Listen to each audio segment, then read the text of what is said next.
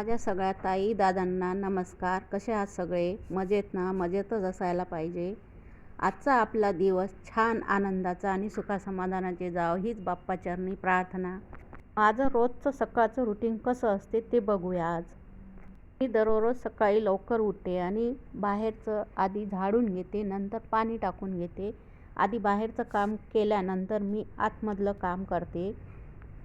बाहेरचं झाडून पाणी टाकून झालं की लगेच मी किचनमध्ये येते. शेगडी पुसून घेते आणि गॅस ओटा पण पूर्ण पुसून घेते, क्लीन करून घेते. कारण रात्रभर तसंच राहते. पाल वगैरे तर नाही आपल्याकडं, पण पाल वगैरे कोणाच्या इथं असेल तर फिरू शकते, त्यामुळे तुम्ही स्वच्छ करून घ्यायचं. त्यानंतर मी डायनिंगवरचं पसारा उचलते आणि पसारा उचलून झाल्यानंतर डायनिंग पण पुसून घेते. मी शक्यतोवर डायनिंगवर जास्त पसारा करत नाही. थोडंफार असेल ते बाजूला ठेवून स्वच्छ करून घेते. कॉलिन टाकून पुसून घेते, चांगल्या प्रकारे स्वच्छ होऊन जाते. पिशवीत ओल्या भुईमुगाच्या शेंगा आणलेल्या आहे, ते भाजायचे आहे. ते नंतर भाजून घेईल.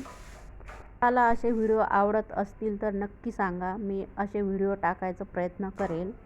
आजच्या व्हिडिओमध्ये माझं डेली रुटीन कसं असते ते तुम्हाला दाखवलेलं आहे. थोडाही स्किप न करता व्हिडिओ बघत राहा.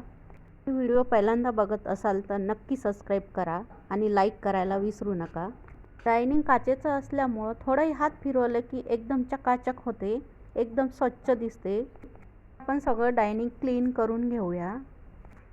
घर नवीनच आहे, 2च महिने झालेले आहे. वास्तुशांती केलेली आहे आम्ही, त्यानंतर लगेच राहायला आलो. तसं काही खराब झालेलं नाही घर.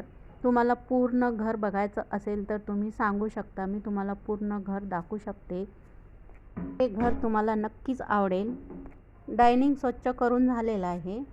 मी दररोज दुधावरची साय एका डब्यात काढून घेत असते. हे 8 दिवसाचं एक डब्बा भरलेला आहे साईने. त्याचं आपल्याला तूप बनवून घ्यायचं आहे.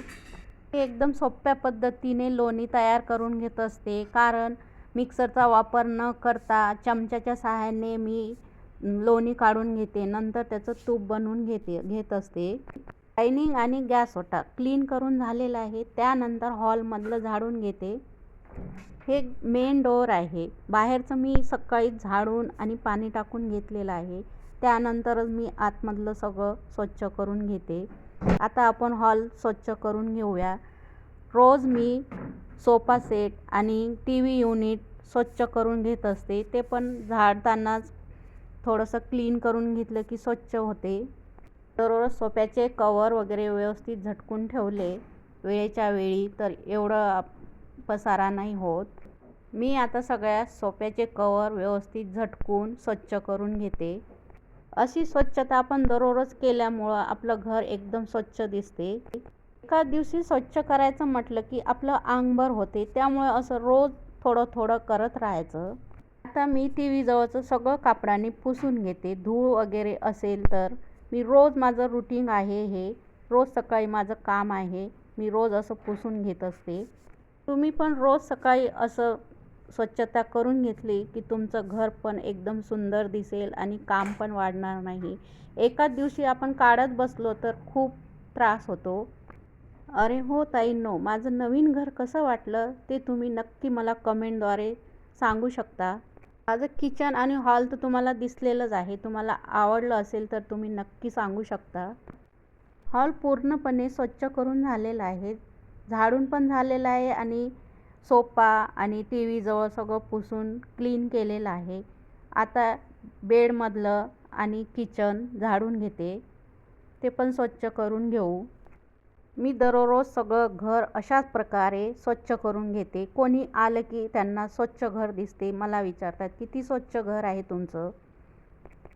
किचनमध्ये किंवा डायनिंगवर कुठेही थोडासा पसारा झाला की मला अजिबात आवडत नाही. असं वाटते कधी करावं ते काम. उठल्या उठल्या माझं रोजचं रुटीन आहे. तर तुम्हा सगळ्यांना आजचा व्लॉग आवडला असेल तर नक्की लाईक करा, शेअर करा. ज्यांनी सबस्क्राईब केलं नसेल त्यांनी नक्की सबस्क्राईब करा.